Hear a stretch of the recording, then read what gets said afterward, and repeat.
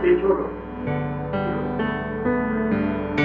dicho, lo único que me queda después de estos 6 años es la familia.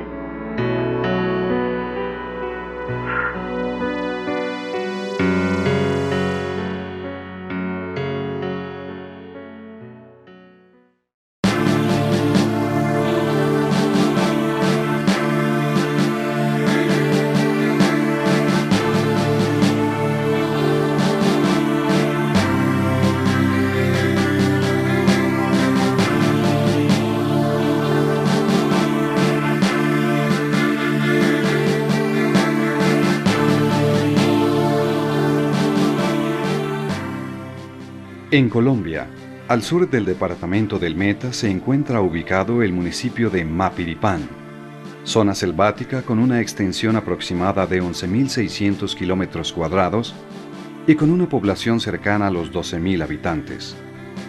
En su casco urbano, a orillas del río Guaviare, reside una cuarta parte de la población y se desarrollan las principales actividades económicas.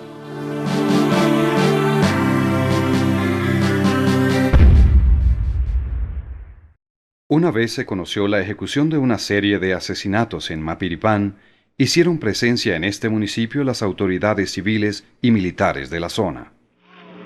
Hoy tuve conocimiento de algunos hechos que se han venido registrando. Vengo a darles protección. ¿Qué fue lo que pasó? Días pasados llegaron por aquí unos uniformados, ¿sí? Y estuvieron aquí en la población después de haber cometido algunos hechos contra la vida de las personas. Luego se fueron yendo. Esto se informó a las autoridades competentes, pero menos mal y gracias a Dios que en el día de hoy ya han hecho aparición. Hoy me acompaña el señor coronel Saavedra, comandante del departamento de policía Guaviare. Venimos los dos a oírlos, a escucharlos para solucionar la situación, a hacer un diagnóstico. No sé nada porque el señor alcalde no me ha informado nada. No sé nada porque nadie le ha comunicado a la policía del Guaviare, que es lo más cerca, ni al ejército, que he sorprendido esta mañana al oír una noticia que se ha presentado una serie de asesinatos. Mírenme a los ojos y todos ustedes saben que este es un municipio, como hay muchos en el país, que desafortunadamente están atemorizados por la narcoguerrilla. Alcalde, ¿hubo amenazas antes de que esto iba a suceder?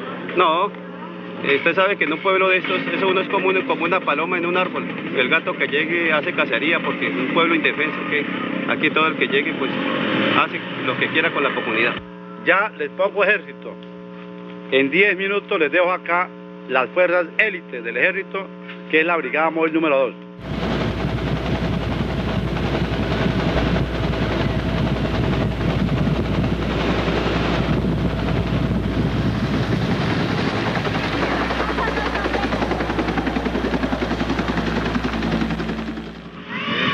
Vamos a tratar aquí de prestarle el mayor apoyo en cuanto a seguridad. Así todo el mundo puede retornar a sus casas tranquilos.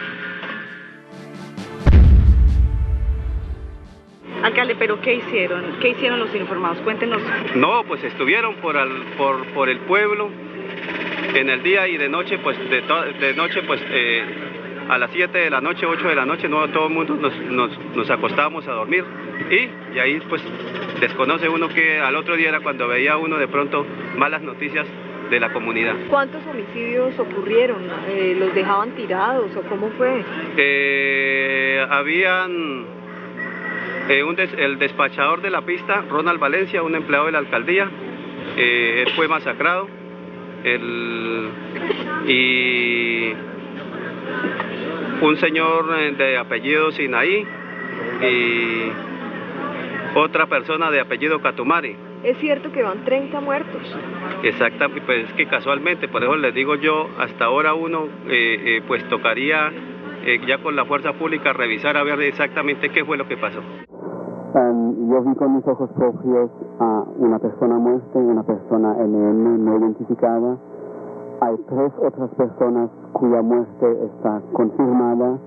Del resto de verdad no se sabe, porque pues los cadáveres no han sido recogidos. Hay personas desaparecidas, pero además de esas 4 o 5 personas, todo es un poco conjetura, todo es especulación. Se dice que cadáveres fueron botados al río, se dicen que algunas personas fueron despedazadas. Entonces, muy difícil tener una cifra precisa y exacta. ¿Cuántos han muerto? ¿Usted cuántos muertos No, ha visto? eso uno no sabe, yo no he mirado sino como 2. Alcalde, fueron paramilitares. No, eso sí, yo no puedo saber de eso porque yo no sé quiénes serían ni exactamente quiénes serían. A eso ya le compete, el ejército ya se queda para que ellos averigüen exactamente qué fue lo que pasó, porque ellos sí ya tienen sus herramientas, que es las armas. ¿Quién puede ser el responsable de estas muertes? Mire, el narcotráfico solo genera venganza, solo genera grupos que se eliminan entre ellos lo que llaman el ajuste de cuentas. ¿Y qué dicen los paramilitares? ¿Que por qué están asesinando? No, pues yo no sé. ¿Porque son guerrilleros para ellos? No sé, pues sí, eso sí dicen. ¿Qué dicen? Que porque sean ayudantes de la guerrilla, lo que dicen. ¿Los paramilitares están aquí todavía? No, yo no sé que fueron ya. No, aquí no están. ¿Cuándo se fueron? No me acuerdo de ayer. ¿Ustedes los vieron? Claro. ¿Y qué uniformes tienen? Así como es eso. El 23 de julio de 1997, el comandante del ejército, general Manuel José Bonet Locarno, en el informe que realizó sobre los hechos, concluyó: a pesar que la propaganda distribuida, los letreros pintados en las paredes y las expresiones verbales de los delincuentes identifican al grupo autor de la masacre como perteneciente a las llamadas Autodefensas Unidas de Colombia, el control ejercido por las FARC en la región, su alianza con los narcotraficantes, la presencia de milicias y la imposibilidad de acceso al área por un grupo numeroso, Río Trocha, sin ser detectado y sin encontrar resistencia armada, es casi inexplicable, lo cual indica que los crímenes pudieron ser cometidos por las FARC con el fin de obtener ventajas político-estratégicas. Por otro lado, las FARC, en un comunicado distribuido a todos sus frentes el 24 de julio de 1997, afirmó: informa a los frentes que el 16 de julio hizo presencia en Charras una patrulla contraguerrilla de 150 unidades pertenecientes a la 4ª División del Ejército Nacional, haciéndose pasar como paramilitares de Urabá y Córdoba, capturaron a varios campesinos y continuaron al casco urbano de Mapiripán. De esta forma, para julio de 1997, no existía claridad frente a los autores de la masacre. Para todos, incluyendo las FARC, era increíble que las autodefensas hubieran realizado tal acción criminal.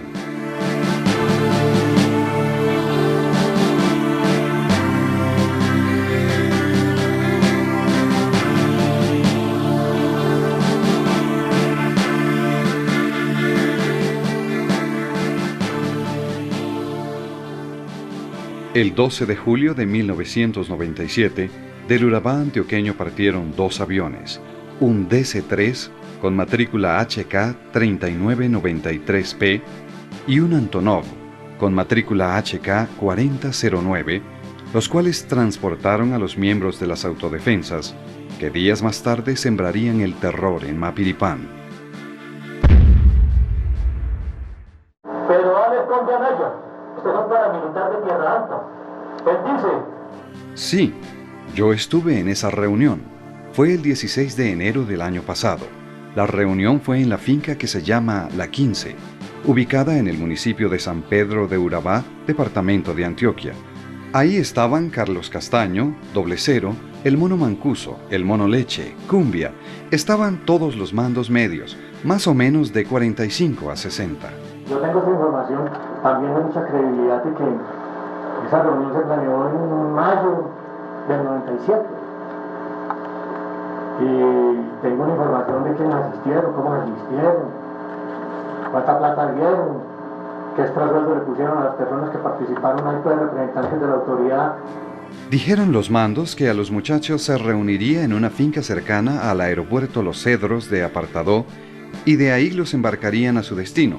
Yo oí cuando el mono Mancuso dijo: comillas, esos maricas van a dar candela en el Meta, Putumayo, Caquetá, a donde está la guerrilla. Así fueron sus palabras. Él menciona específicamente al señor Salvatore Mancuso, el mono Mancuso. Y por eso hay que pedir que se vincule a este criminal. Así esté allá en los diálogos como vocero de este grupo, a este proceso en particular. Unos días antes de marzo 8 del 2000, recibí una llamada de la señora Cami Kerr. Me dijo que el marzo 8 iba para Medellín, que necesitaba hablar conmigo, que ella estaba muy amenazada, que si yo podía facilitarle uno de los carros blindados míos. Yo le manifesté que con mucho gusto, más aún, quise hacerle la atención y subí por ella al aeropuerto José María Córdoba en las horas de la mañana.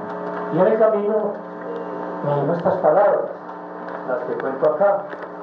Me perdona el despacho, pero voy a utilizar el mismo vocabulario que utilizó la señora Kessler. Y ahora, pero bueno, yo quería venir aquí a contarle lo siguiente. Anoche estuve cenando con el coronel Gallego y él me mandó decir a usted que no lo joda más, que si quiere guerra, hay guerra. Le dije, listo, que a mí me gustaba mucho la guerra. Y me dijo, es que usted no sabe que el coronel Gallego fue invitado a participar en la operación de Mapiripán y que él sabe todo. Entonces la cosa es muy sencilla, pero bueno, o usted me ha callado o él se cae en el ejército. Le dije, pero hombre, van, ese chantaje me gusta poquito, para decirse la verdad. Pero es que el ejército no es mío, ni pienso comprarlo. Si quiere cagarse en el ejército, que cague, que el ejército está metido en el problema. Ella se quedó un poco desconcertada con la respuesta mía y me dijo, pero no es que usted va a dejar entonces que los amigos suyos, en general Ritorneo del Río, vaya a quedar inmerso en todos estos procesos por las declaraciones que pueda dar Gallego. Y le dije, pues hombre, yo tengo unos nexos de amistad desde tiempo atrás con el general del Río, pero Fanny, si él está metido en eso, pues, tendrá que responder a la justicia. Y a eso de las 5 o 6 de la tarde llegamos a la casa, a la residencia del doctor Álvaro Uribe. Uribe manifestó su cara de extrañeza y dijo, Fanny, mija, como dice él, el asunto es grave. Dígale al coronel Gallego que si él conoce todas las cosas, está en la obligación de poner eso en manos de la justicia. Se le pone de presente y se le da lectura a la denuncia presentada por el señor Pedro Juan Moreno Villa con relación a los hechos de Mapiripán. Informe a esta audiencia si tiene información en el sentido el Ejército de Colombia, el Ejército Mexicano, la Fuerza Aérea Colombiana y el general Rito Alejo del Río estaban comprometidos en algún suceso respecto a la masacre de Mapiripán.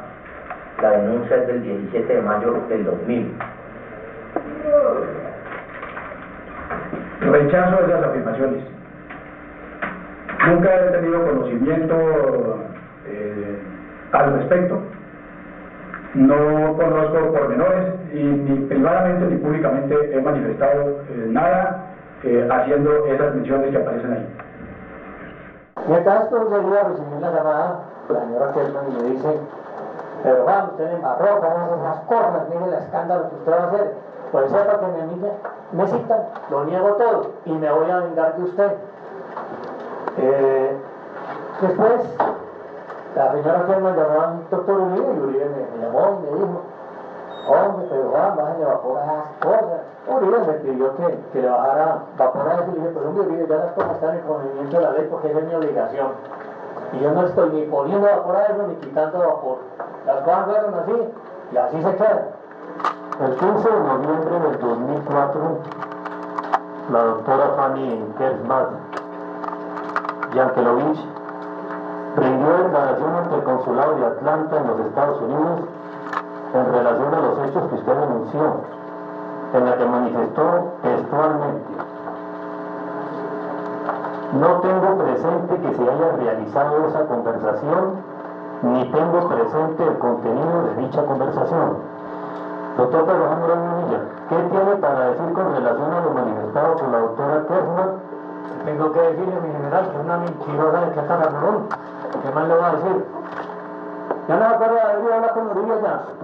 O está muy viejo, tiene Alzheimer, o está diciendo mentiras. Porque los hechos se dieron como yo los cuento.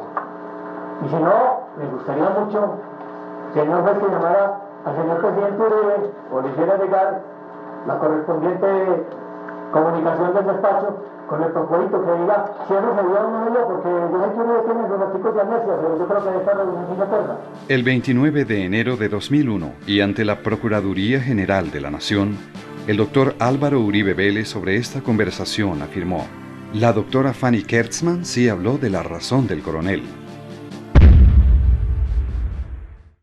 El aeropuerto que se conoce como el apartador, que se conoce con el nombre de Los Centros, pero queda más cerca de Caleta, la sede de la Brigada 17 de Ejército. Ese aeropuerto estaba a cargo del Departamento de Policía Urabá. Pero el 12 de julio, el día que salieron los aviones de ese aeropuerto, los 3 policías declararon. Patrullero Ernesto Carlos Escorcia Niebles. Había soldados uniformados de seguridad en el aeropuerto, el cual llevaba a otros soldados que iban de civil, que se iban de licencia o de incorporación. Yo no supe. Iban de civil y muy bien presentados y corte de pelo militar, pero a mí me parece que iban más de 21, como unos 30 o 40, como un pelotón. Carabinero Arrieta Atencia, Ubaldo. Los soldados que llegaban o salían sí me acuerdo que iban de civil, pero los escoltaban los mismos del ejército. Nosotros no teníamos nada que ver en eso porque el personal del ejército no se revisa. Agente Edgardo Polo Guardiola. Creo que no se hizo anotación, porque cuando se les preguntaba a algún mando de ellos, no daban los datos diciendo que eran operaciones de orden público. Entonces, el Departamento de Policía Urabá tenía control del aeropuerto de Los Cerros, pero ese día había tropas de la Brigada 17, donde salió un Antonov, que iba con carga, pero salió con paramilitares. Y el otro aeropuerto, el de Necoclí, también era del Departamento de Policía Urabá. Pero ese día había otros 3 policías, un perro o algo así. Y ellos dicen, ese era nuestro, pero ese día estaba el Ejército Nacional. ¿Recuerda quién era el comandante de la 17? Comandante de la Brigada 17 era el señor Brigadier General Rito Alejo del Río Rojo. ¿Por qué no se investigan? Porque son de la Brigada 17. Porque el comandante de la Brigada 17 era el Brigadier General Rito Alejo del Río Rojo. Por eso no puedo investigar. ¿Sé que en Colombia hay militares o paramilitares intocables? ¿O es que el general Uzcategui debe pagar por todos? Se contentaron con tener un general para mostrarle al mundo que en Colombia sí hay justicia, que en Colombia sí se persigue a los militares que entran en connivencia con los delincuentes. Luego de recorrer medio país, los 2 aviones provenientes del Urabá antioqueño aterrizaron con 3 minutos de diferencia en el aeropuerto de San José del Guaviare. Piloto del DC-3 Juan Manuel Ortiz Matamoros. Allí aterrizamos. Quiero señalar que en la pista, como es lo usual en ese lugar, había personal del ejército y de la policía antinarcóticos, pues allí funciona la más grande base antinarcóticos del país. Entre los miembros de la fuerza pública que custodiaban el aeropuerto, se encontraban 70 hombres de la base antinarcóticos, dirigidos desde Bogotá por el entonces coronel Leonardo Gallego, 2 hombres del Departamento de Policía Guaviare y 41 hombres del batallón Joaquín París, comandados por el mayor Hernán Orozco Castro y bajo el mando operacional de la Brigada Móvil número 2.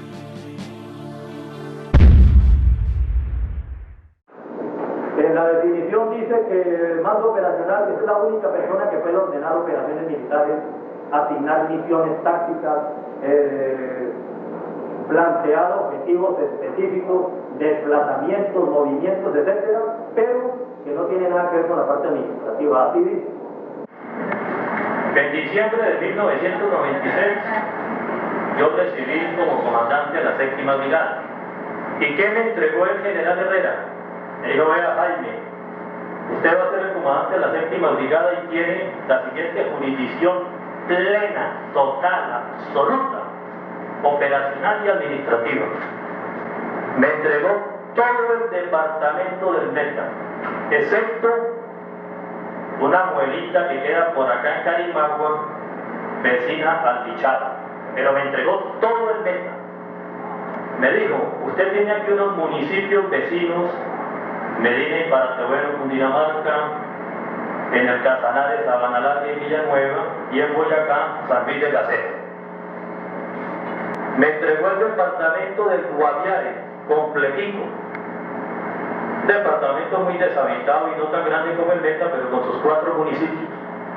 Y me entregó el departamento del Baupés, excepto una parte por allá suroriental, de esa zona tan grande que era lo del batallón Joaquín París.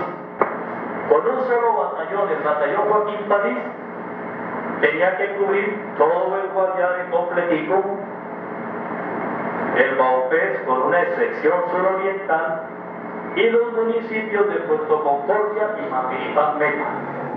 Desde que el batallón Joaquín París existe, Mapiripán es jurisdicción de Joaquín París. Eso no se obvio. Pero es que esta situación era demasiado crítica. Crítica por el narcotráfico, por las FARC y porque todo ilícito que entraba y salía, entraba por las fronteras de Venezuela y Brasil. Sería tan crítica que en abril llegó el general Carlos Alberto Ospino Valle, testigo para esta audiencia, y recibió el área geográfica del batallón Joaquín París. Entonces la Brigada Móvil 2 recibió esta jurisdicción bajo su mando operacional, no administrativo, porque yo seguía siendo el administrativo. El documento a través del cual se ordenó la transferencia del mando sobre el batallón Joaquín París fue el Plan de Operaciones Conquista de la 4ª División, en el cual se consignó: BR-7, 7ª Brigada, coloca bajo mando operacional de la Brigada Móvil número 2 el Batallón de Infantería número 19, Joaquín París. BRIM 2, Brigada Móvil número 2, asume el mando operacional del Batallón de Infantería número 19, Joaquín París. Yo era el juez de ellos, yo era el que los evaluaba, lo que se llaman calificaciones anuales, pero yo no hacía operaciones con ellos. Era el lado harto de la situación. Él combatía y se ganaba los éxitos con la Móvil 2, pero los heridos eran míos. Los muertos yo los recibía y se los repartía por todo el país. Eso es administrativo. Yo le mandaba abastecimiento por todas las carreteras, pasando por Puerto Lleras, le mandaba raciones de campaña, le mandaba catre. Eso es administrativo.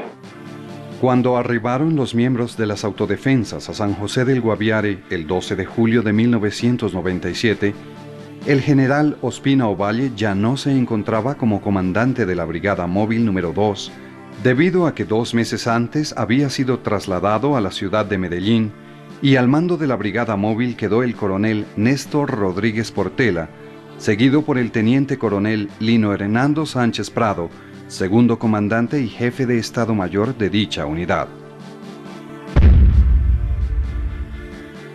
Mauricio Becerra Pérez, controlador aéreo del aeropuerto de San José del Guaviare. Yo autoricé la entrada de los vehículos por una llamada telefónica hecha antes de llegar los vuelos. Se me identificaron que era del batallón Joaquín París, que iban a recoger a un personal que llegaría en los vuelos en cuestión, y así fue. Eran suficientes personas como para llenar unos 3 camiones. Los camiones estuvieron mientras se subieron los pasajeros y la carga. Eso fue aproximadamente 15 minutos. Tan pronto como se iba llenando cada camión, iba saliendo. En su recorrido, los miembros de las autodefensas transitaron por vías que eran vigiladas por las autoridades militares y de policía de la zona. En el casco urbano de San José del Guaviare, se encontraban 206 efectivos del Departamento de Policía Guaviare. En las instalaciones del batallón Joaquín París, residían para ese momento 324 uniformados, pertenecientes a ese batallón y a la Brigada Móvil número 2. Además, el retén Sinaí contaba con otros 41 efectivos del batallón Joaquín París. En la investigación que por estos hechos adelantó la Presidencia de la República el 23 de julio de 1997, se consignó: de acuerdo con versiones de Monseñor Correa Yepes, obispo del Guaviare, hace unos 6 o 7 días pasaron varios camiones con alrededor de 120 hombres de civil y sin armas. Este grupo de personas, según las informaciones que recibió Monseñor Correa, pasaron junto al batallón París, con sede en San José del Guaviare. Después de pasar por las instalaciones de dicho batallón, cambiaron sus ropas civiles por uniformes militares y continuaron su rumbo por una trocha que conduce hasta un sitio denominado Charras. Otro grupo de las autodefensas también se desplazó hasta Charras, pero lo hizo a través del río Guaviare, pasando por el punto de control que se conoce como el Barrancón, en el cual se encontraban 834 hombres de la Brigada Móvil número 2, 136 de Infantería de Marina y 130 de la Escuela de Fuerzas Especiales. A mi derecha ustedes van a encontrar el departamento del Meta. El río Guaviare es el límite entre el Meta y el departamento del Guaviare. Y estamos a una distancia de San José del Guaviare hasta el Barrancón aproximadamente de 20 kilómetros. Ese es el famoso Barrancón, ese es el río Guaviare. El tráfico estaba suspendido, este es punto ubicado en la geografía colombiana. Tres batallones de la Móvil 2, la Escuela de Fuerzas Especiales, Comando, las tropas de élite, la Infantería Marina. La Infantería Marina no era un retén cualquiera, tenía un planchón sobre el río, las 24 horas del día. En la noche no había movimiento fluvial, estaba prohibido. De 6 de la tarde a 6 de la mañana estaba prohibido. Aquí teníamos más de 12 norteamericanos en entrenamiento. Esta era una base estratégica. Entonces, ¿a quién pertenecía la Escuela de Fuerzas Especiales? A la 5ª División, al general Jorge Eduardo Mora Ramírez. Eso era él. Eso no era el general Castro.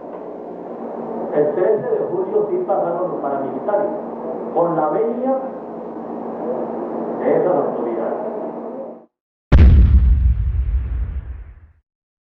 El jefe de las autodefensas, el jefe del Frente Guaviare, el que manejó todas las coordinaciones en San José del Guaviare, fue el que llevó los camiones al aeropuerto, fue el que pasó por los detenes en los camiones del batallón París, fue el que pasó en la lancha por el Barrancón.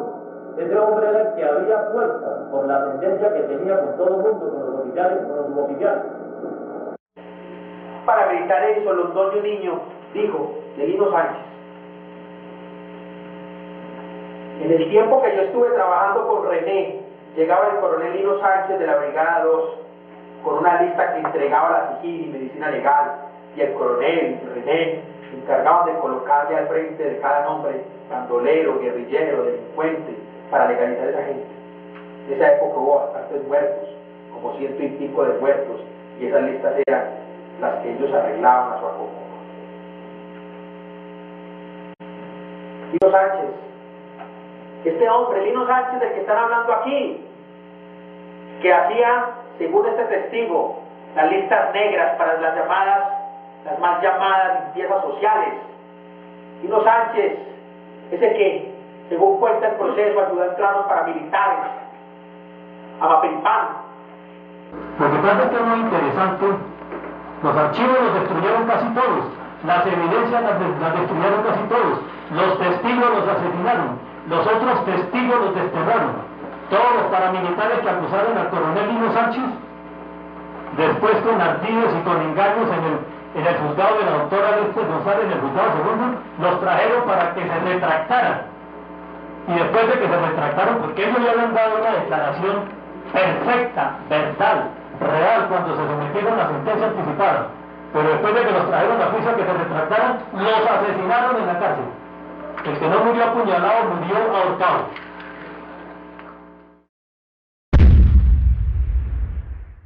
En el computador del señor sargento Gamarra Polo, estando en prisión, encuentren esa información sobre los paramilitares.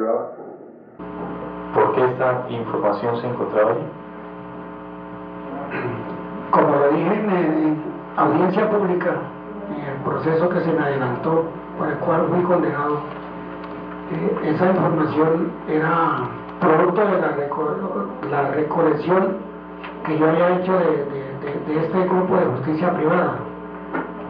Y todo lo tenía ahí en mi computador. Ese era un archivo que yo había recopilado para mi posible defensa. ¿Por qué para poder descifrar estos disquetes tuvo la Fiscalía General de la Nación la necesidad de enviar a la Embajada Americana y esta a su vez al FBI en Miami y poner este material a disposición de un especialista en sistemas?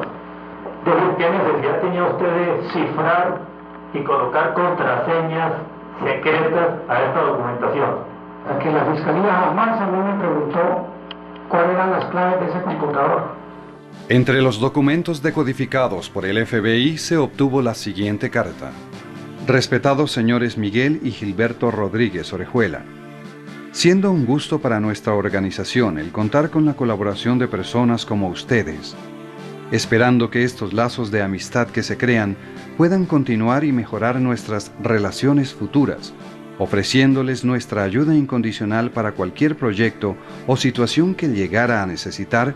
Nuestra organización está presta a servirles. Esta situación ha sido puesta en conocimiento del Estado Mayor General de las Autodefensas Unidas de Colombia y se ha hecho extensiva a los hombres combatientes en todo el territorio nacional. Firma Miguel Hidalgo, comandante del Bloque Oriental. En la noche del 14 de julio, se reunieron todos los miembros de las autodefensas en la inspección de Charras y comenzaron los desplazamientos de regreso por el río hasta Mapiripán, arribando al casco urbano de esta localidad en la madrugada del día siguiente.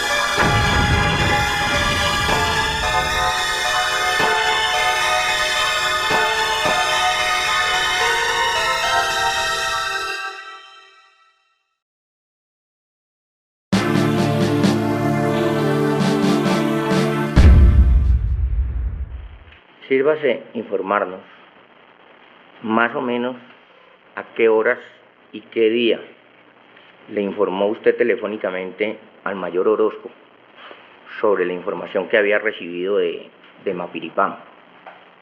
Eso fue en las primeras horas de la mañana. Recuerdo que acababa yo de abrir la fachada que nosotros llamamos, que me servía a mí para justificar mi presencia en San José. O sea, tipo 7:30, 8 de la mañana, cuando me llamó el informante directamente de Mapiripán y me comentó sobre la situación que se estaba presentando. Inmediatamente procedí a llamar a mi mayor Orozco y lo enteré de la situación. Él ya estaba también enterado de la situación porque tenía algunos indicios sobre esa situación. Así me lo manifestó. ¿Y el FAS a qué hora se lo mandó más o menos? Ya cerca del mediodía. Para mí esto fue asombroso. Yo ni siquiera sabía que había una red de inteligencia San José Fabián, ni siquiera sabía dónde estaba ese FAS. Entonces hablé con el coronel Bernal de Villavicencio y le dije, Lanza, búsqueme esos documentos. En alguna parte tienen que estar y esa red depende de ustedes. Lo localizó y me mandó los siguientes documentos, díganme.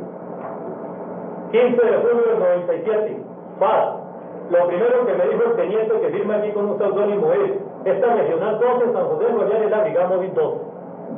Este local 19 es el batallón de infantería 19 San José Guayán. Y este C4 Centro de Estudios 4 es el Villavicencio. A ellos los informé. Desde el momento que llegaron los paramilitares a Mapiripán, pero no a un municipio de 11.000 kilómetros, al casco urbano.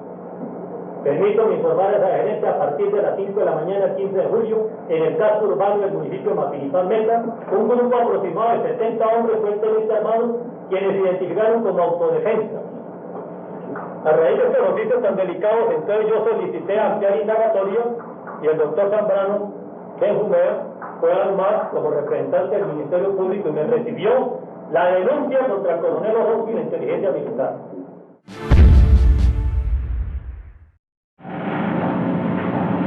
El 16 de julio recibí yo del mayor Orozco, comandante encargado del batallón París, un fax con el número 2919.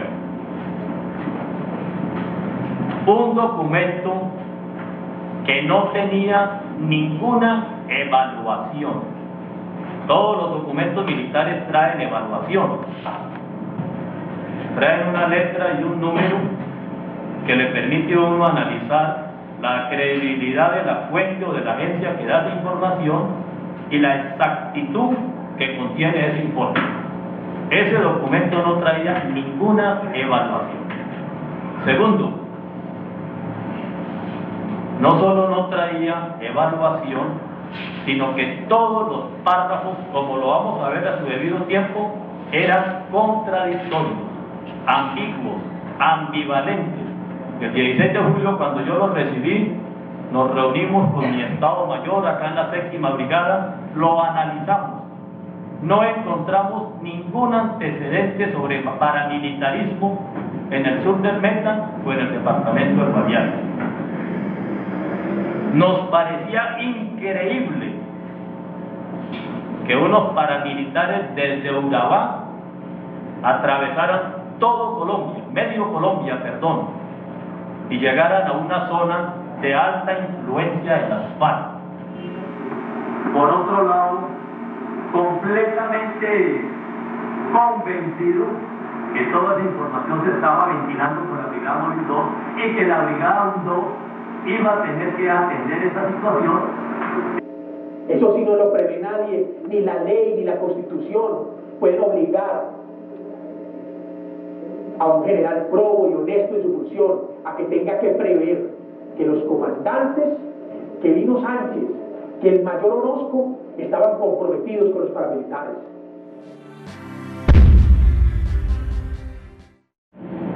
El día 17, a primera hora, el señor mayor Orozco me envió un documento que se llama el Resumen Semanal de Inteligencia. Su abreviatura es RESIN. Este resumen semanal de inteligencia abarca un lapso de una semana. Ese oficio que lo mandó el mayor Orozco, firmado por él y por otro mayor, por otro oficial superior, eran dos mayores los que firmaban ese documento. Como cosa curiosa, ese sí era un documento de inteligencia procesada y evaluada, y era un día después del informe inicial. Ese sí tenía evaluación. Todas las informaciones vienen con evaluación, C2, cuya exactitud quiere decir esto es verdadero. ¿Y de qué hablaba ese resumen semanal de inteligencia? De la presencia de las FARC, de la alta influencia del mono Jojoy y del secretariado de las FARC. No hablaba de Mapiripán y no hablaba de autodefensa. En ese documento sí que debería hablar de Mapiripán y de las autodefensas. Debería ser más amplio inclusive que el 29-19, y no nombraba nada de eso, absolutamente nada. ¿Por qué no informa en el RECIN las actividades de los paramilitares? Que en el RECIN es donde se contemplan todas las informaciones que son la base para realizar las operaciones.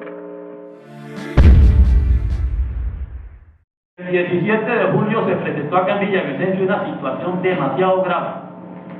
El Departamento de Administrativo de Seguridad, al mando de un teniente Evan Curi, me mandó un boletín que está en el proceso, que dice: se van a tomar a Puerto Gaitán. Y Puerto Gaitán sí era mío. Puerto Gaitán sí estaba en la jurisdicción de la 7ª Brigada. A continuación me llegó la información del Departamento de Policía Meta y me dijo: se van a tomar a Puerto Gaitán. Me llegó la información, todo está escrito. Me llegó el documento del departamento del batallón Servies y me dijeron: se van a tomar a Puerto Gaitán. Eso sí era gravísimo. ¿Cómo esa 7ª Brigada no estaba de paseo en el metro? Este ha sido un golpe contundente para la FARC, porque ellos venían con un grupo numerosísimo superior a las 120 bandoleros y tenían sus intenciones de destruir la unidad del ejército. Y en ese video se relevan operaciones donde la BR-7, con presencia del general Euskadi, capturaba en combate a los guerrilleros de la FARC. Y la BR-7, los otros centauros, trasladaban los guerrilleros a Sanidad y los sacaba de la zona de combate. Un hombre que actúa así, un general, un comandante de la unidad militar que actúa así con su enemigo natural, como es la guerrilla, ¿cómo no iba a respetar la vida de la población civil a la que había jurado hacer respetada?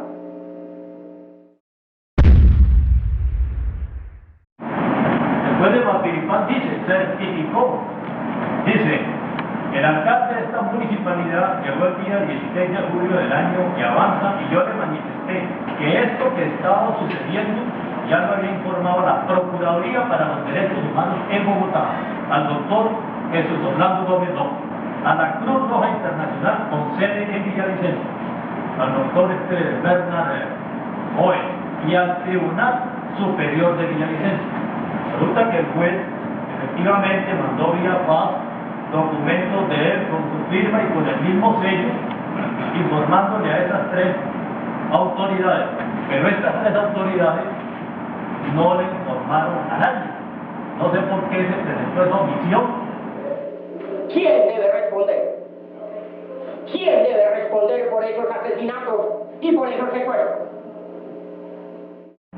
Si el juez le suplicaba ayuda a Orozco durante todos los días en que se presentaba la masacre, si el juez el 19 de julio le decía a Orozco que acudía al honor militar, ¿por qué no volvió a llamar a la séptima brigada? Entre el 16 y el 20 de julio, yo no tuve más comunicación con mi general Euskadi. Primero, porque ya le había enviado el reporte escrito, y segundo, porque no hubo absolutamente nada de interés para comunicarle con respecto a las llamadas que había entre el juez y yo. Por Dios, esto produce escalofríos, produce desazón, porque es el pensamiento de un alto oficial de las Fuerzas Armadas de Colombia que le dice a la justicia que no volvió a tener comunicación con el general Euskadi porque nada más de interés sucedió en los días restantes de esa semana, cuando está probado que el juez día a día le reportó la existencia de los asesinatos. Me pregunto yo, ¿cuáles son los verdaderos valores del mayor Orozco? Los paramilitares son la amante del militar.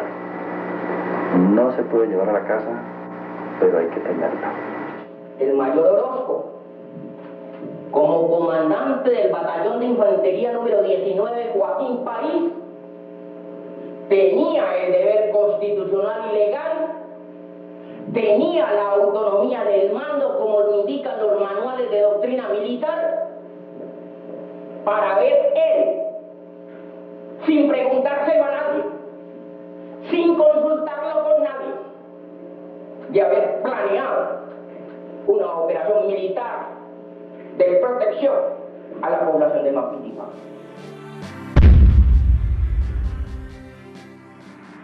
Este es el 23 de julio. Ya los paramilitares habían hecho la masacre. El 20 se salieron de Mapiripán. Y el 23 de julio estaban en los alrededores de San José del Guaviare.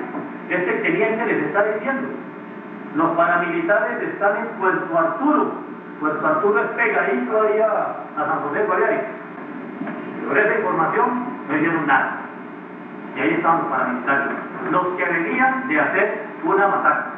Entonces el mismo 23, ya lo que dice él, se pudo apreciar que en las aguas del río Guayabero frente a la vereda Huerneca, inspección de Puerto Cachicamo, eso es pegadito ahí a San José del Guaviare, jurisdicción del municipio de San José del Guaviare, narcoterroristas del 7º frente del cartel de las FARC se desplazaban en 2 canoas de motor.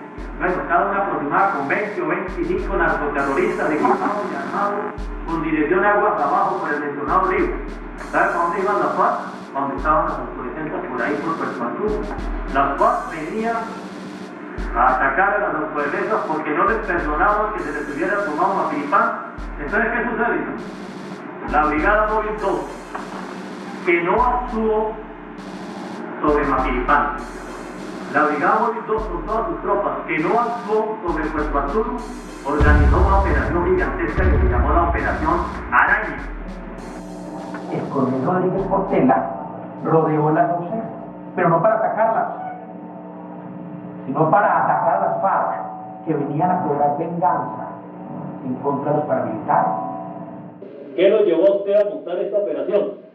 Las informaciones, mi general. Pero es decir, esas informaciones fue la que le dio la inteligencia militar en los radios que acabamos de ver.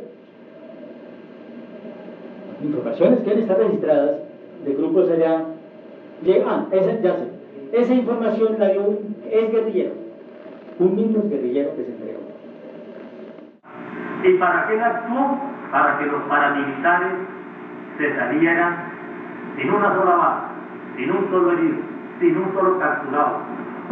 Porque es que todo lo que yo estoy diciendo aquí está quedando grabado. Y si yo llego a decir alguna mentira, ahí sí me enfrento a un juicio justo por darme testimonio. Es que lamentablemente aquí no están todos los que son, ni son todos los que están. Porque ya voy a tener oportunidad de referirme, doctor Pavana, cómo esta investigación fue absolutamente precaria. Fue de una deficiencia impresionante. Y hoy, 8 años después de sucedida la masacre, son más los interrogantes que hay en el proceso que las respuestas. Y esa obviamente es responsabilidad de la Fiscalía. Porque es imposible, señor juez, que ya cuando se le acerca a usted la hora sagrada de tener que emitir sentencia, este es el momento en que no sabemos cuántos muertos hubo. Se habla de secuestro y no sabemos cuántos fueron los secuestrados. Se habla de desaparecidos y no se sabe cuáles fueron los desaparecidos. ¿Cuántos?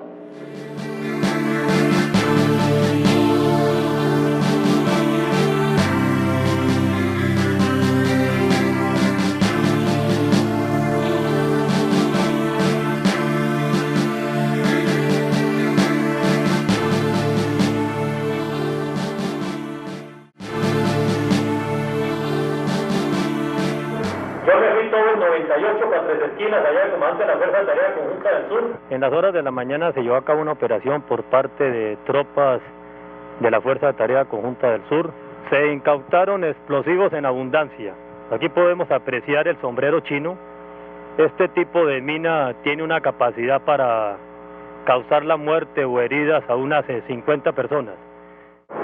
Tropas de la Fuerza de Tarea Conjunta del Sur localizaron un campamento del bloque sur de la FARC, donde a la vez funcionaba un cristalizadero, un laboratorio para el procesamiento de cocaína, en un área de unas 6 hectáreas.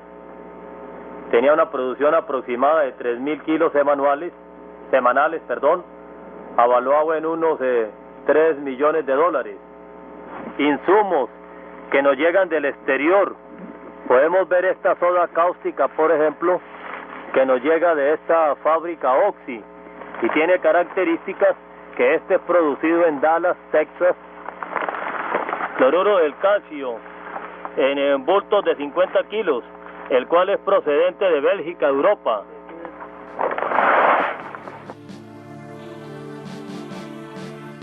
El 99 me sorprendió el coronel Orozco con su acusación, con su denuncia.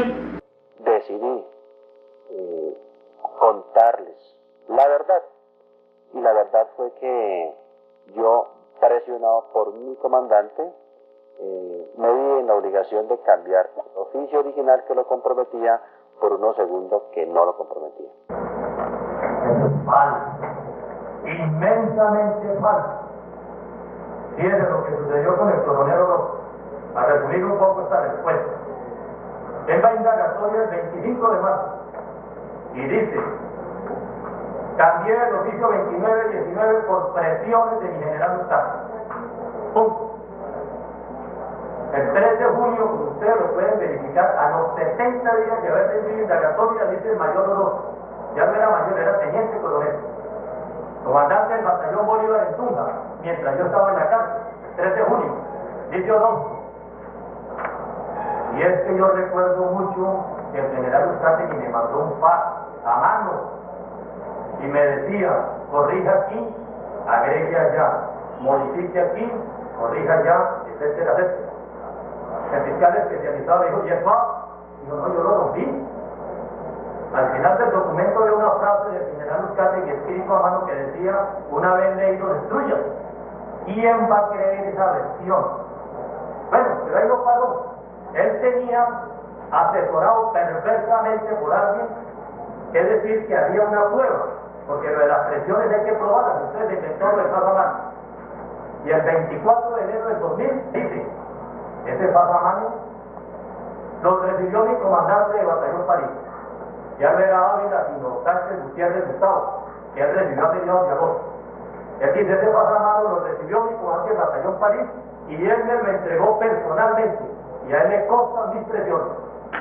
Pues ese corto tiempo que estuvo el mayor Orozco bajo mi mando, nunca me manifestó de que estaba siendo objeto de amenazas o presiones por parte del señor general Uzcategui. Cuando se recibió el segundo oficio 42, con el 29 y 19 mediados de agosto, con ese oficio no hice absolutamente nada, porque el primer oficio 29 y 19 ya había hecho el tránsito jurídico, que así se puede llamar, porque era del conocimiento de todas las autoridades.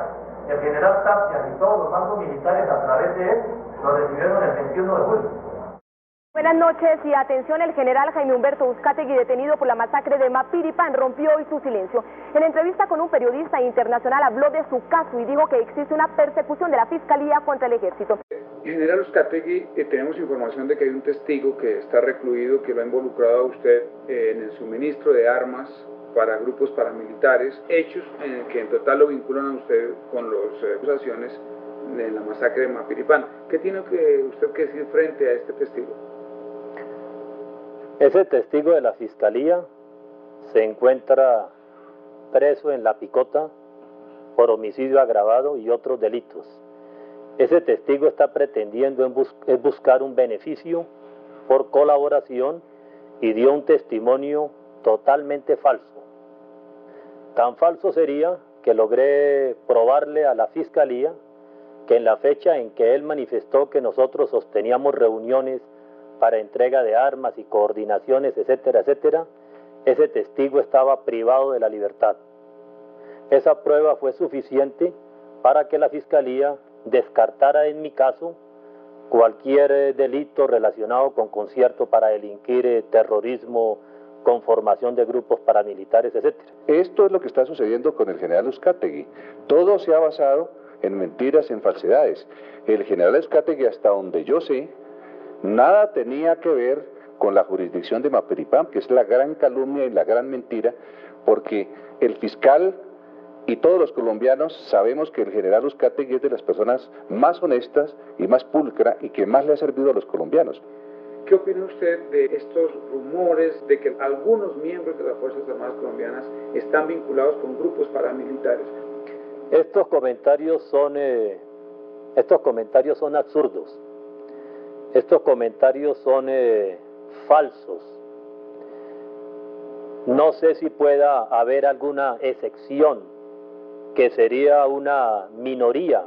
Están atacando al Ejército Nacional, a las fuerzas militares, porque usted sabe que todas las personas somos pasajeras, pero las instituciones quedan. Lo que están es manchando el buen nombre del Ejército, porque es la columna vertebral del Estado.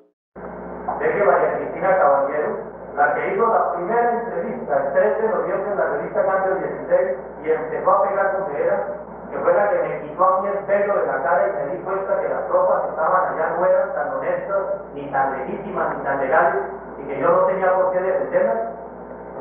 Para demostrar mi inocencia, me puse a investigar, e investigando descubrí los verdaderos culpables.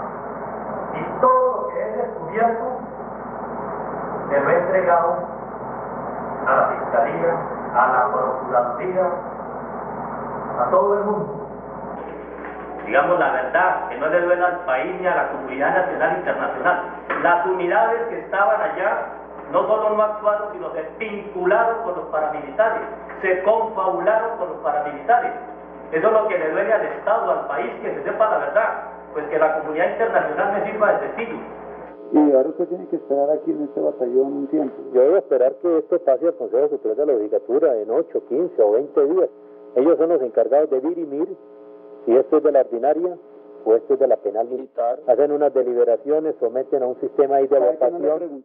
El general habló con el canal Caracol desde su lugar de detención y dijo que de cualquier manera se impondrá la verdad.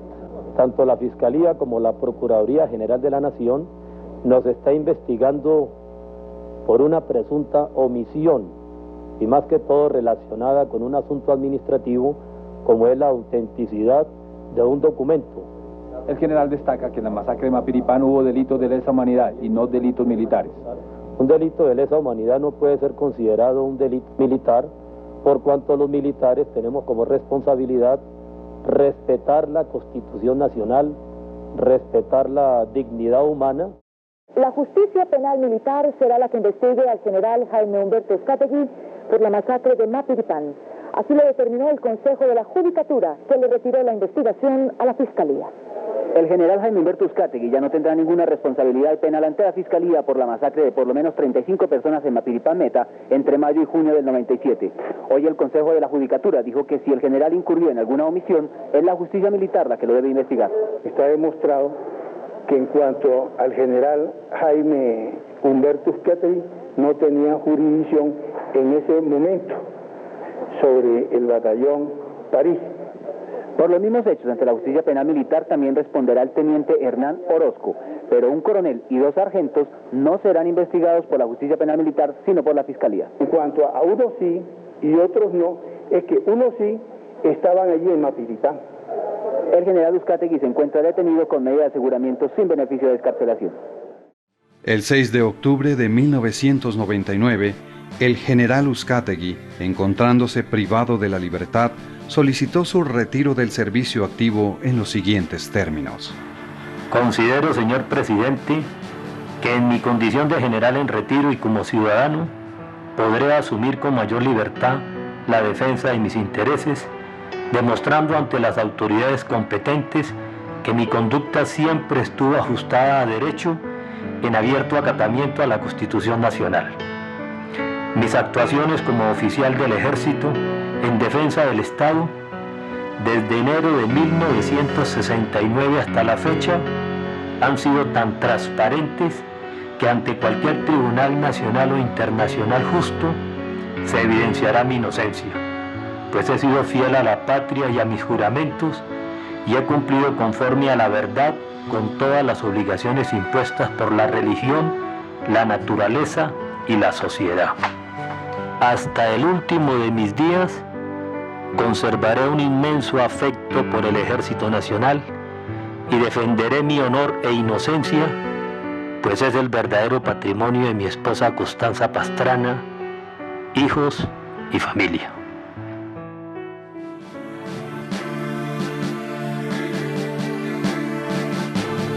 El 28 de diciembre de 2000, se inicia el Consejo Verbal de Guerra en cabeza del general Héctor Fabio Velasco Chávez, comandante de la Fuerza Aérea y juez de primera instancia. He solicitado la ampliación de indagatoria, considerando que las numerosísimas pruebas que he aportado a las diferentes autoridades investigativas no se les ha dado el valor debido. Si nosotros queremos aplicar justicia con todo el rigor que se merece, debemos respetar la verdad, y la verdad procesal y la verdad real que me favorece no se puede ignorar. No podemos olvidar que la verdad y la justicia son indisolubles, así como la justicia divina es ineludible. Entonces la justicia penal militar en primer lugar adelantó una investigación muy pobre, muy rápida. Quería satisfacer a todo el mundo con la condena y me condenó por prevaricato de omisión y me quitó la patria potestad sobre mis hijos y me condenó a 40 meses de cárcel y los pagué. Y esa famosa sentencia tan cuestionable donde no eran muchas las pruebas pero las pocas eran contundentes, las ignoraron. Querían encerrar rápidamente lo que había sucedido en Mapiripán y por eso la justicia militar no ordenó investigar Necofin ni ordenó investigar inteligencia militar. No, terminemos rápidamente con esto, condenemos a Orozco, condenemos condenemos a Genaro Uzcategui y terminemos que este tema de Mapiripán nos causa muchos conflictos y problemas a nivel internacional. Pero hay manos interesadas en que la verdad permanezca oculta. Pero para lograr eso hay que condenar a un general inocente. Porque si Mapiripán es un crimen de Estado, como lo han nominado, como lo han llamado, los crímenes de Estado se cometen por conspiraciones, y en las conspiraciones tienen que prever, señalar a alguien para que responda por esos hechos y tranquilice a la opinión pública y tranquilice a las ONGs y podamos arribar a hipótesis y verdades cómodas, convenientes. Así, registraron los medios de comunicación la condena del general Uzcategui por parte de la justicia penal militar. La lección de Mapiripán. La condena no deja lugar a dudas sobre la decisión del Estado colombiano y de sus Fuerzas Armadas de preservar a la institución castrense de todo lo que pueda contaminar su integridad, su disciplina y su compromiso con el respeto por los derechos humanos.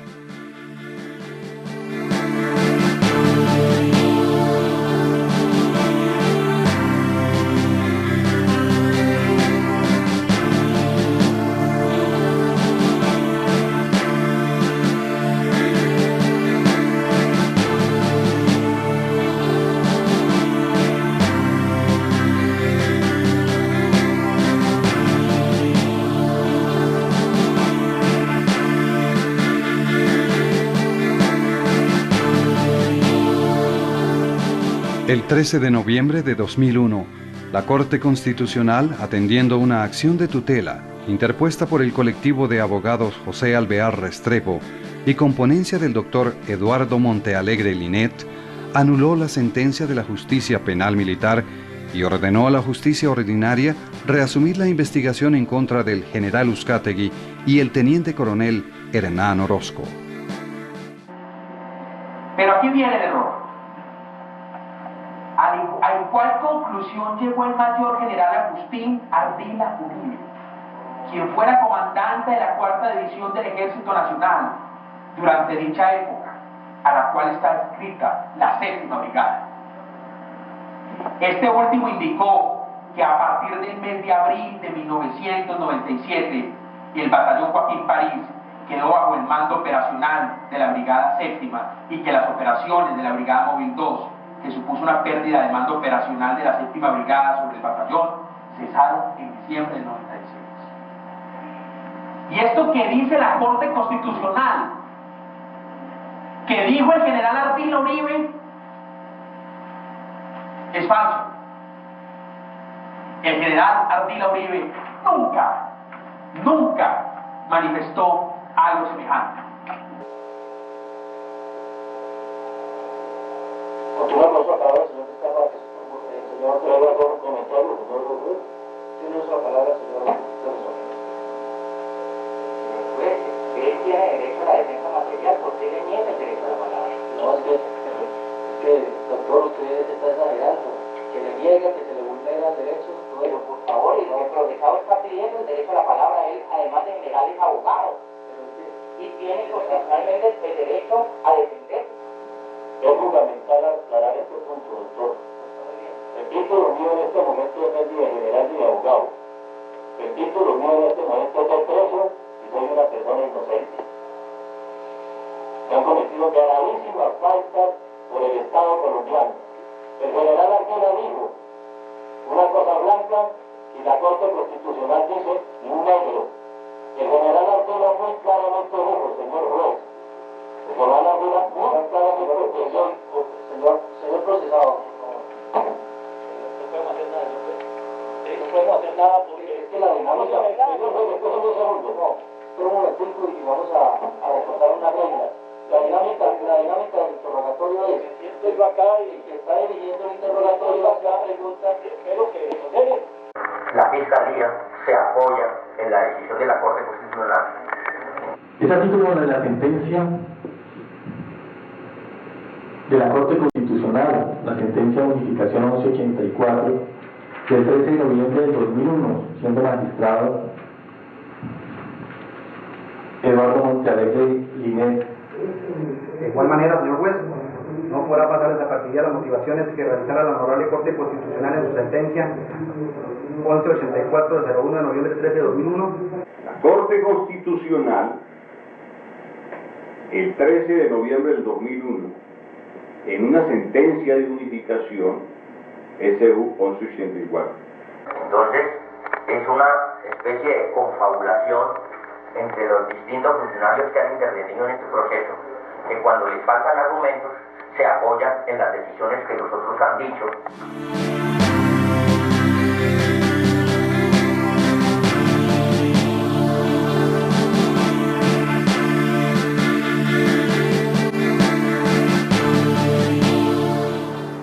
Es muy grave, señor juez. Yo simplemente le ruego, digamos, es que aparte, es importante que se oiga de viva voz. A mí me han hecho muchas propuestas para ir a Europa, hablar ante el Parlamento Europeo de mi problema. El mes pasado me invitaron a París. Me desplazaron en mi casa una semana entera a reunirme pues con cualquier cantidad de congresistas, senadores de la Comunidad Europea que son un bloque de disputa político grandísimo, y yo acepté. Dije, listo, nos vamos. No, se asumó porque cuentan con mi testimonio. Mi testimonio, yo me he dado cuenta que cada día me doy cuenta que mi testimonio es supremamente valioso para las ONG, pero de un valor incalculable hoy, porque son todas las ONG que se ponen en Plan Colombia. Y pues el Plan Colombia pues tiene muchos beneficios militares como sociales. Si yo voy a hablar sobre mi experiencia, tengo que hablar del paramilitarismo, de los nexos, de mi problema que me sucedió, y entonces pues eso va a afectar muchísimo las decisiones de esa gente hacia Colombia. Obviamente sale perjudicado al país, sale perjudicada la institución y demás. Y pues mis padres al irme, de hecho la semana pasada tuve una reunión con vicepresidencia, un programa de protección especial y me aprobaron ya todo. Lo mío va por buen camino. Que para usted ha sido pues molesto o sorpresivo el hecho de que yo haya tenido esa relación con esta gente del colectivo de abogados. Y créanme que pues yo me hice amigo de ellos por mi problema. Pues mi problema fue que me hice amigo a través de un periodista que me contactó con ellos. Y pues la idea mía de conectarme con ellos fue porque me descongelaron mi trámite de salir del país y efectivamente me lo descongelaron y ya me tiran al otro lado. O sea, esa fue la intención mía. Pero obviamente que ellos pues aprovechando que uno es militar y todo, pegadito de la ayuda pues vienen hasta ahora, ¿no? Los que saben que yo tengo esa relación con la ONG pensarán que soy un enemigo, y los que no saben de la ONG pues pensarán que yo soy un hijo de puta por el problema que tuve con mi general Oscate, y no es ni lo uno ni lo otro. Usted sabe que uno en la vida a veces da pasos que uno cree que están bien dados, pero el tiempo le demuestra a usted que son pasos equivocados, ¿no? Pues se lo digo, y estuve ya, claro, estuve con el colectivo porque me invitaron, que quería que declarara contra usted. Pero tú ya sabían que usted no había nada que quería que dijera de mí. Usted sabe, porque usted sabe que ellos manipulan la información. Ellos tenían la información de otra persona sobre un manejo de armas, de fusiles, de usted, maricadas, ahí que comentan ellos, y querían que yo dijera eso como si fuera información obtenida de primera mano por mí. Y créanme que estaba a punto de caer al abismo. Es que hermano, las invitaciones no son muy tentadoras para usted, para París, para Inglaterra, gastos pagos y todo, de ser con los congresistas, los senadores, la Cámara, ese super barniz, hermano, de popularidad, no lo da uno todos los años en la vida. Y fue muy tentador, pero dije no, es una institución. Este presidente pues se ve que es nuevo, es especial. No, mi coronel, y hay que cagarme en la cara de mucha gente y de muchas personas, y yo no quiero, tampoco voy a llegar hasta allá, pues. Eso, señor juez, que dicen los organismos de seguridad que dijo Orozco a Maldonado Vidales en el casino oficial, es delictivo. Eso es delictivo. Porque es que lo que Orozco le está diciendo al otro mayor Maldonado es: los del colectivo de abogados Me están diciendo que declara en contra de usted. Es que ellos manipulan la información. ¿Sabe la trascendencia, señor juez, desde la perspectiva ética y penal, de lo que significa esa propuesta que se proyectó sobre esa pared? Tal vez su intervención y la actitud en este proceso justifica, señora, por una parte civil, precisamente para darle respaldo y justificar esa financiación internacional, que tal vez necesitan la cabeza de un general, sin importar si sea responsable o no lo sea, para justificar ese patrocinio internacional. El 10 de marzo de 2003, el doctor Leonardo Augusto Cabana Fonseca, fiscal delegado de la Unidad Nacional de Derechos Humanos, acusó al general Uzcategui y lo llamó a juicio por los hechos de la masacre de Mapiripán. En la resolución de acusación, el doctor Cabana dice que la Brigada Móvil 2 solo estaba en el Guaviare y el Baupé. Y para condonar al coronel Lino Sánchez Prado, vea lo que dijo.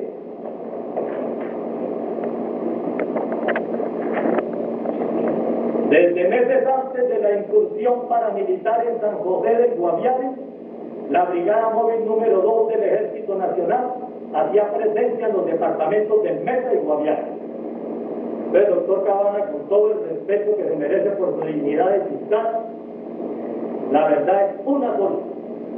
Con esa verdad, eso es cierto, con eso condenaron al coronel Lino Sánchez. Pero en mi caso particular, cuando usted dice que la Brigada Móvil 2 no podía actuar en el Meta, es una falsedad y usted no puede acusar o condenar a un inocente por una falsedad. Yo no sé por qué la Fiscalía lo cambió ese concepto, señor fiscal. Se lo firmó. Usted no nos dio, la Fiscalía, señor juez, no nos dio una sola razón de por qué el 15 de mayo de 2001 hacía estas afirmaciones. Y no es solamente un tema retórico, que está respaldado en lo que le he relacionado. Y ahora nos diga lo contrario, señor fiscal.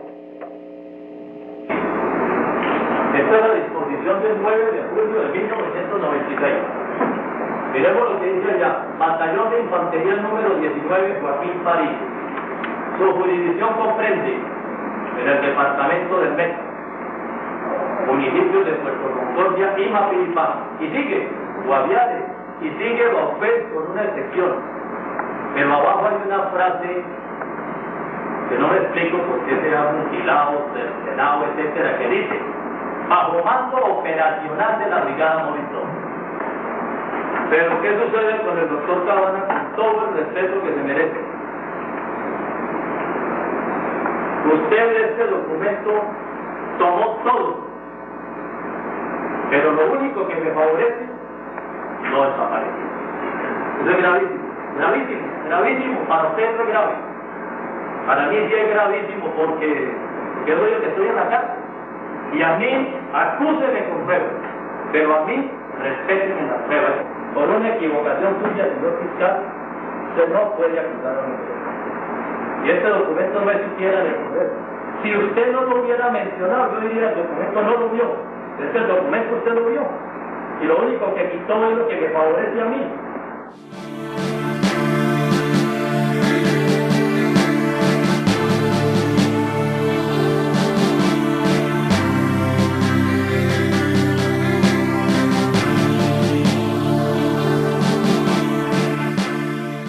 En el mes de abril de 2004, se inicia la audiencia pública en contra del general Uzcategui en la ciudad de Villavicencio, ante el doctor José Hildebrando Garcés García, juez tercero penal del circuito especializado de dicha ciudad. Yo durante 35 años me entregué de cuerpo y alma las 24 horas al Ejército Nacional. Entonces esa fue mi única afición o especialidad. Después, con la medida de aseguramiento que me dictó la Fiscalía y con la destitución que me hizo la Procuraduría y con la inhabilidad de ocupar cualquier cargo público, inhabilidad que solo vence hasta finales del 2006, para mí se perdió toda esperanza de trabajar, de tener alguna afición. El único interés mío es demostrar mi inocencia en este proceso de Mapiripán, que ha sido la equivocación más grande de la justicia colombiana en los últimos 50 años, y lograr sacar a mi familia adelante y poder demostrar mi inocencia, a ver si puedo trabajar, porque llevo desde mayo del 99 privado de la libertad. Un mes antes de iniciarse la audiencia pública, el 29 de marzo de 2004, la revista Cambio publicó una grabación según la cual el general Uzcategui manifestó: entonces le dije aquí a mi general Mora, vea mi general, yo ya estoy mamado de esto. Ustedes saben que yo soy inocente y han dejado ir esto muy lejos. Entonces hagámonos pasito, hagámonos pasito. Yo estoy esperando que este fiscal me precluya porque es justo. Pero si ustedes no pueden hacer nada, no hagan nada. Yo me voy a juicio. Pero la cosa es seria, porque los documentos son gravísimos. Según lo publicado por la revista Cambio, usted, refiriéndose al señor general Jorge Mora Rodríguez, dice, o le dijo, entonces hagámonos pasito. Por favor, si va a explicar el sentido de esta expresión y por qué de esos términos. Yo llevo 7 años padeciendo la injusticia de la justicia colombiana. En mi caso no se ha administrado justicia. En mi caso se ha administrado injusticia y aquí he venido demostrando. Yo hablé con el general Mora. General Mora, usted no puede seguir permitiendo esta injusticia. Ayúdeme. Usted es el comandante general de las fuerzas militares. Denme la oportunidad para que el fiscal, el doctor Luis Camilo Rodríguez, me escuche. Yo no sé qué hacer. Las pruebas mías no valen nada. Aquí en Colombia el poder mata la verdad. Solo le dicen, sí, yo soy inocente, sí, pero yo soy el poder. ¿Se ha visto las manos de un preso? Tal vez usted no ha tenido la desgracia que yo he tenido. Las manos de un preso son en esta forma pidiendo la clemencia al juez. No de que perdone a un culpable, de que perdone a un inocente, que le respete sus pruebas. Yo estoy en sus manos, yo soy inocente, yo tengo las pruebas, pero usted tiene el poder, señor juez. Usted tiene el poder, señor fiscal. Pero cuando yo le digo al general Mora, dice, oiga, general Mora, ayúdeme, que haya justicia. Hable con el fiscal, que me den una charla. El doctor Luis Camilo Rodríguez jamás me dio una charla. No se quiso untar del general inocente. Porque hay que mantener aquí el chivo expiatorio. Hay que encubrir la verdad de lo que pasó en Mapiripán, protegiendo a todos los culpables, presentándole al mundo un general. Entonces, eso fue lo que le dije yo al general Mora. General Mora, esto es muy grave. A mí de qué me sirvió todo esto. ¿De qué me sirvió aquí en el Meta esa cantidad de muertos y heridos? ¿De qué me sirvió hablar con el general Mora si no habló? Es que ¿quién va a hablar si a nadie le interesa que la verdad se descubra? Aquí, a mí de qué me sirvió esta condecoración que me dio aquí Villavicencio porque lo protegí durante el año 97. Entonces, a mí de qué me sirvió que la gobernación del Meta, el gobernador Ortiz, me condecorara porque le protegí todas sus poblaciones durante el año 97. Es basura.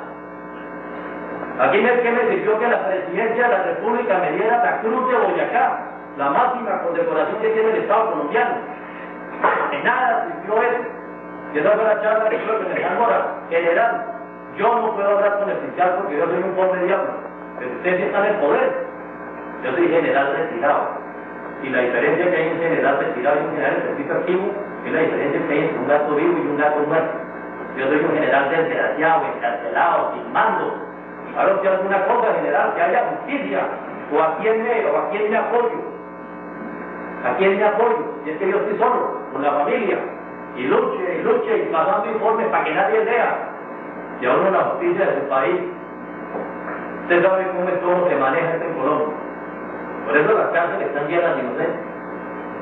Uno porque no han podido mostrar su inocencia y otro porque siendo inocentes se van para la cárcel. Por eso hemos extraditado inocentes. Por eso el país está lleno de refugiados, de desplazados, de secuestrados y todos inocentes. Ese no es ningún pecado decir, bueno, ya que la justicia no me ayuda, al menos recurramos a usted para que me escuchen.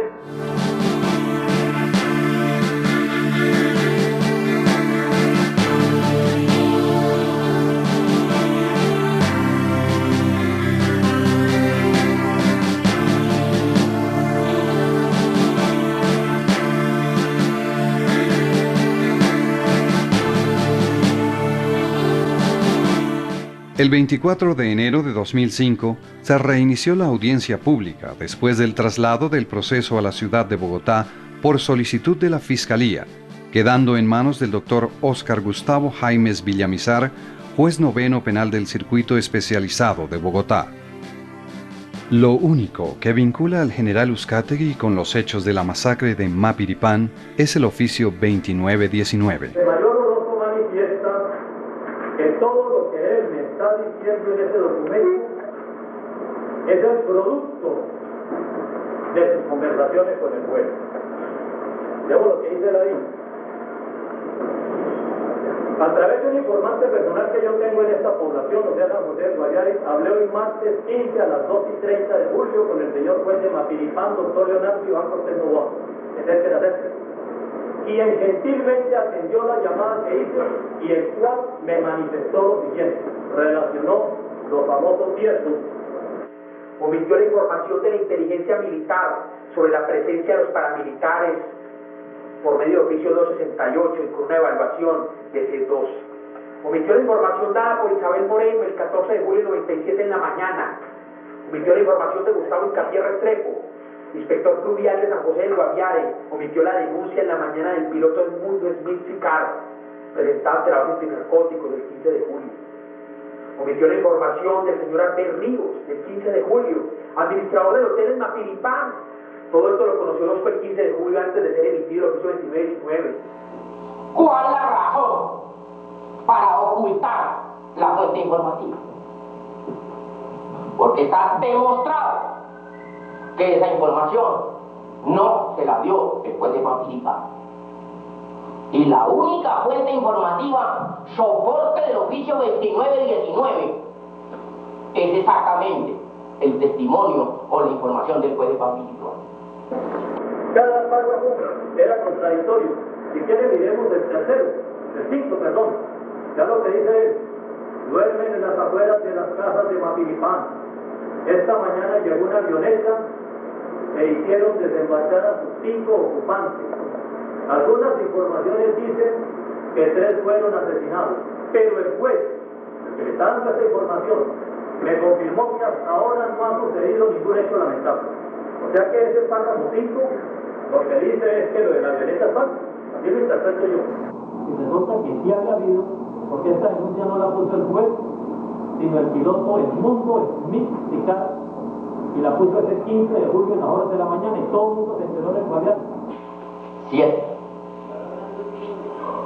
La posición de las FARC en Mapiripán es la de no matar a nadie, indicó el juez.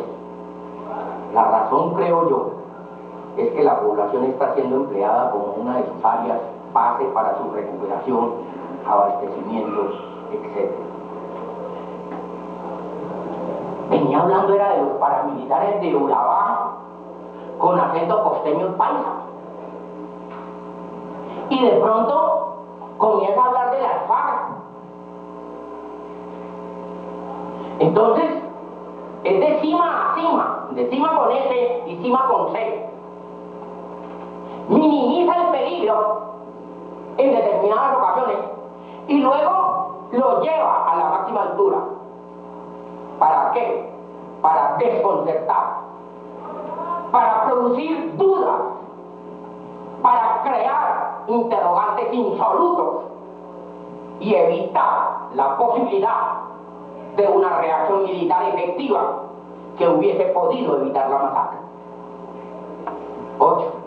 Tienen los paramilitares a un señor apodado Catumare, dueño de una residencia y juego de billar, a quien lo acusan de auxiliador de la guerrilla. Al respecto indica el juez que el viejito de 65 años es fundador de esa población y que no cree tal afirmación. Hoy, dice Orozco en su informe, estuvo abogando por él para evitar que lo mataran. Considero yo que si los paras han venido desde tan lejos, no ha sido precisamente para deleitarse con el paisaje de la región.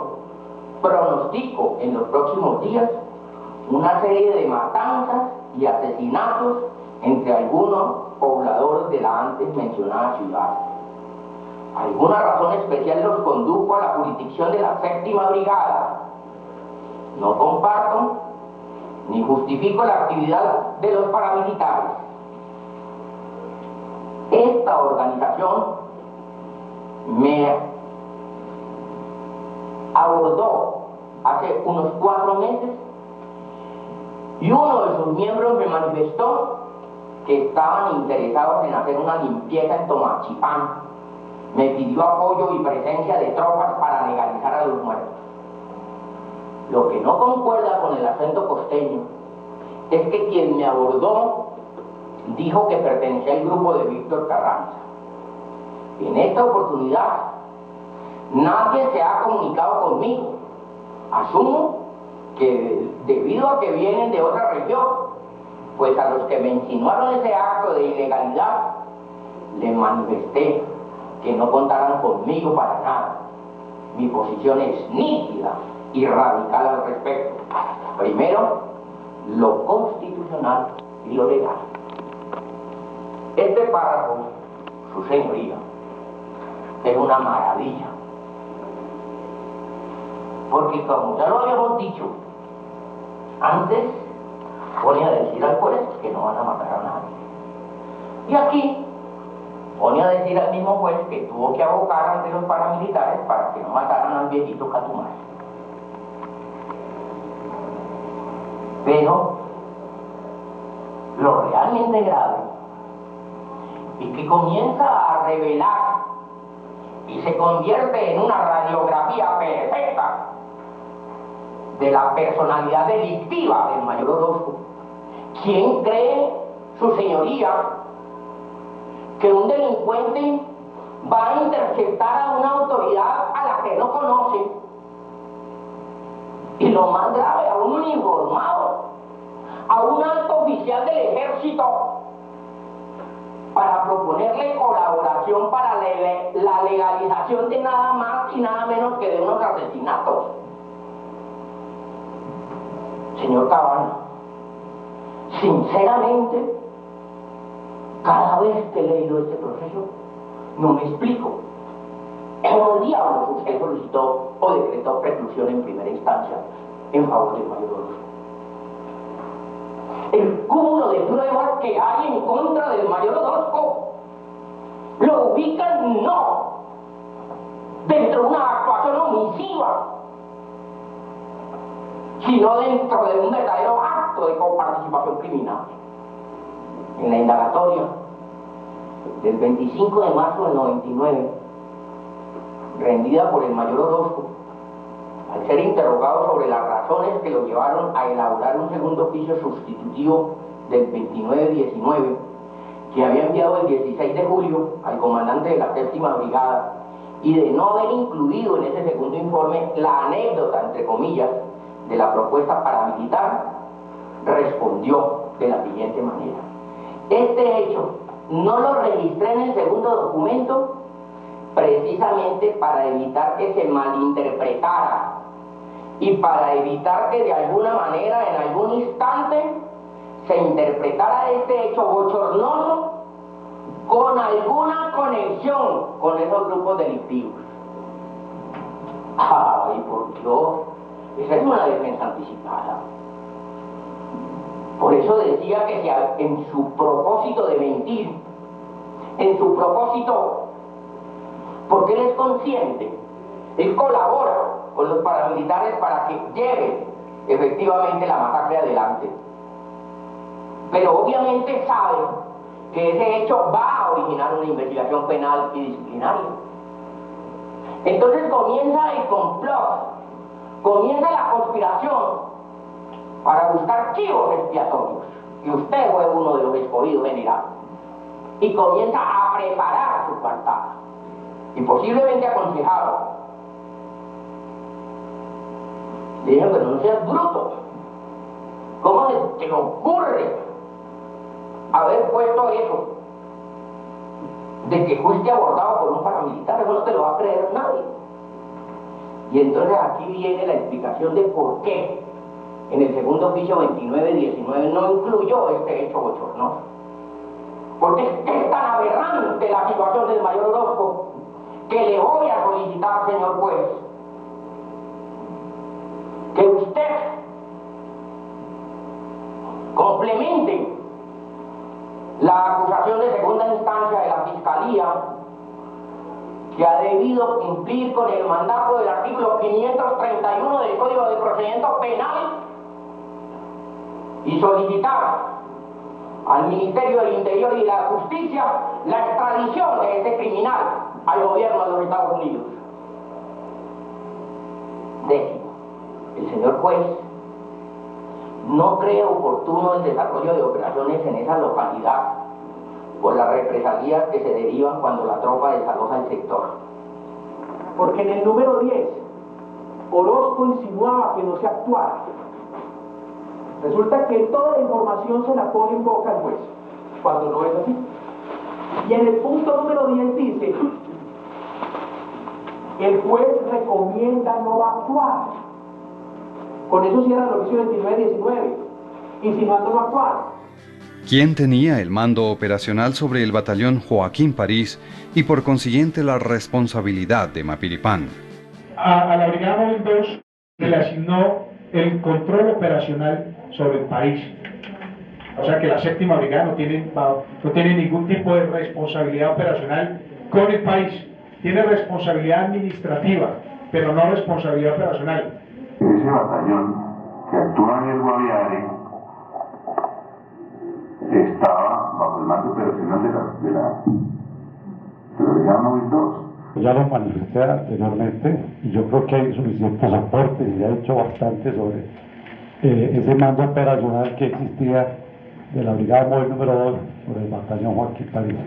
El batallón Joaquín París, desde el momento en que se produjo esa segregación, esa agregación a la Brigada Móvil 2, dependía de la brigada, de la séptima brigada, únicamente en el campo administrativo. En el ámbito operacional, se recibieron órdenes directamente de la Brigada Móvil 2. Para mí es algo claro. Las tropas del batallón París estaban bajo control de la Brigada Móvil 2. Brigadier General Carlos Eduardo Ávila Beltrán, comandante titular del batallón Joaquín París en julio de 1997. Para esta época en particular, el batallón Joaquín París estaba agregado operacionalmente a la Brigada Móvil número 2 como integrante de la Operación Conquista. Coronel Luis Fernando Saavedra Bautista, comandante del Departamento de Policía Guaviare en julio de 1997. Debido a ello se estableció igualmente el control operacional que recayó en cabeza del señor comandante de la Brigada Móvil número 2. El 3 de mayo del 2000 fue a la Procuraduría General de la Nación. Habían 3 asesores de grado 24 del despacho del doctor Jaime Bernal Cuellar, y fue a rendir una declaración, una versión libre y espontánea. Y digo, vengo a confesar. ¿Y qué confesó el mayor Orozco? Es cierto que el mando operacional del batallón París lo tenía la Brigada Móvil 2 y que la relación con la séptima brigada era disciplinaria y administrativa. Esto lo dijo un año después de haberme dejado en la cárcel. Antes de salir de Colombia, el testigo clave contra el general se retractó y dijo que Uzcategui no tuvo ninguna relación con los paramilitares que realizaron la masacre de Mapiripán. No creo. Pues hasta donde yo conozco a mi general Uzcategui, con quien pues nunca he trabajado directamente, excepto en aquella época, yo me atrevo a decir de él que no tiene ningún nexo con ningún grupo de delincuentes, valga decir autodefensas. De eso estoy pues plenamente seguro. Noticias 1 conoció una grabación con las acusaciones que hizo el coronel Orozco antes de asilarse en Estados Unidos. El coronel Tureño, está detenido en la PM. Está propuesta de la justicia ordinaria de diversos asuntos de la Marra. Todos los pilotos de la empresa llegan porque tenían que operar las naves. La semana pasada, la justicia condenó a 40 años de prisión al jefe paramilitar Carlos Castaño y al coronel Lino Sánchez, el excomandante de la Brigada Móvil 2, por lo ocurrido en Mapiripán. La juez dice, el coronel Sánchez no tiene parte activa en la situación, pero lo condeno por omisión porque tenía posición de garante, porque es autoridad y representante de la fuerza y tenía que haberse evitado esa situación. Si ya la justicia concluyó que la responsabilidad sobre Mapilipán era del coronel Sánchez Prado y del batallón París, ¿sobre qué fundamento jurídico se piensa imputar la condición de garante en el general Uzcategui? A nuestros acusadores solo nos respalda una sola fuente, una sola, señor fiscal, señor juez, el comando del Abril 2. Los únicos que han afirmado que el mando operacional del PIPAR lo tenía la BD7 es el comando del Abril 2. Y es que era una posición apenas lógica, señor juez, que el comando del Abril 2 afirmara que no tenía el mando operacional, porque ellos no estaban declarando, sino que se estaban defendiendo. Con el general Ospino Valle, yo solo quiero primero una explicación. De verdad, quiero creerle una explicación. Y es que ese cambio absoluto en su declaración, en la declaración que él validó en marzo y en febrero, lo debe haber sido para ser consecuente con el establecimiento militar, porque tal vez quedaba muy feo, de muy mala presentación, que los jueces militares ya habían dicho una cosa, y cómo quedaba el comando general de las fuerzas militares contradiciendo. Esa es la explicación que yo quiero tener del general Ospino Valle, de nuestro actual comandante de las fuerzas militares. Porque este general Ospino Valle, en el 2000, mediante el plan de operaciones Conquista, la 4ª división se le da misiones de la Brigada Móvil 2 y se pone bajo mando operacional Batallón Joaquín París. Se puede decir que el mando operacional de la Brigada Móvil 2 sobre el Batallón París se mantuvo hasta el mes de julio. La anterior declaración es absolutamente clara, reveladora, y es la única declaración de general Ospino Valle que él directamente, libre y espontáneamente rindió en este proceso. Pero el 8 de junio del 2004, en junio, afirma o convalida, por lo menos lo que otro dice: una brigada móvil es una entidad independiente, no recibe bajo mando operacional entidades militares o de policía. Pero si les acabo de leer que había dicho, mediante el plan de operaciones Conquista se le da misión a la brigada móvil y se pone bajo el mando operacional el batallón Joaquín París. ¿O es falso esto o es falso esto? Si ese oficio hubiera sido firmado por el general Ospino Valle, yo le estaría pidiendo a usted que le computara copias al general Ospino Valle por falsedad. Como la anterior era verdaderamente desconcertante, señor juez, con toda franqueza se lo decimos. Pero tomamos el trabajo, la defensa, el general Uzcategui y nosotros, el equipo de defensa, tomamos el trabajo de realizar un interrogatorio, usted lo conoció y fue tal vez de las primeras intervenciones que hubo estando ya en Bogotá, mostrándole al general Ospino Valle, tal vez se le había olvidado, mostrándole su propia declaración.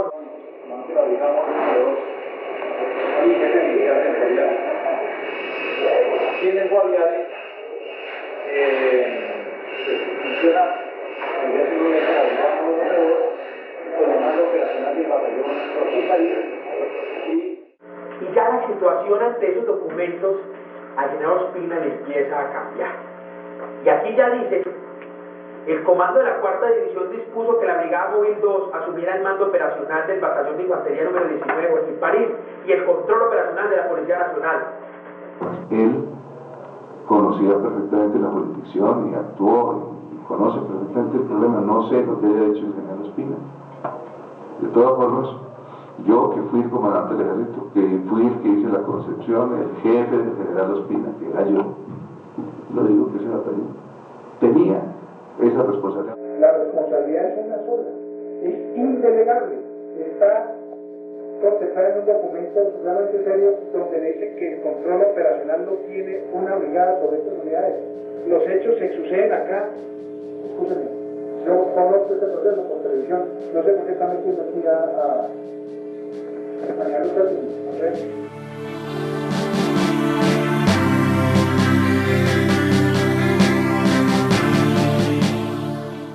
Si una persona fuera que dio la orden, dijo: mandemos, perdona la palabra pero dijo, pero humilla, mandemos a estos maricas a que combatan a la guerrilla en el Caquetá, Tutumayo y Caquetá, perdón, Meta, Caquetá y Tutumayo.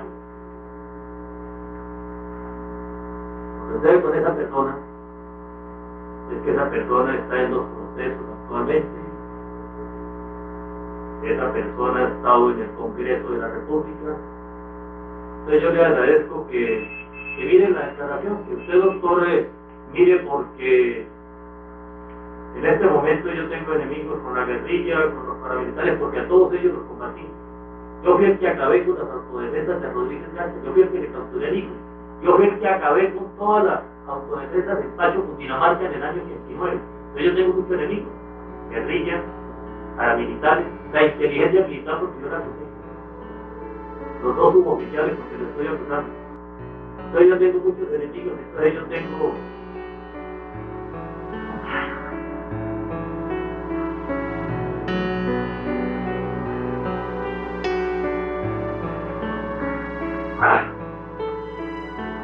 Pero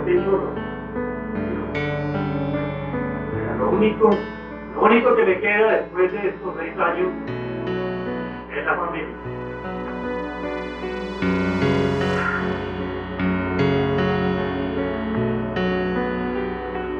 Entonces, al menos tienen el derecho de tener el padre perdido.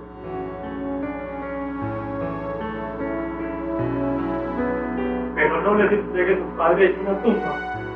Al menos que ellos tengan la satisfacción de que el padre está preso, pero no lo tengan en una tumba. Por eso yo prefiero vivir. Yo no tengo inconveniente en decir el nombre, pero es que el nombre está ahí, yo prefiero que usted lo conozca y si usted quiere que se haga público, hágalo. Si es que yo ya lo único que me falta es decir cuánto mide y cómo es. Y si es el comandante Papito allá de las autodefensas de Córdoba, Urabá, o está desmovilizado o no. Pero ahí está la declaración muy clara. Pero después de este juicio, sea el resultado cual fuere, ojalá me queden unos años de vida. Porque yo estoy defendiendo la verdad. Y a mí me ha dolido la familia, mi esposa, mis hijos, por la situación en que me encuentro.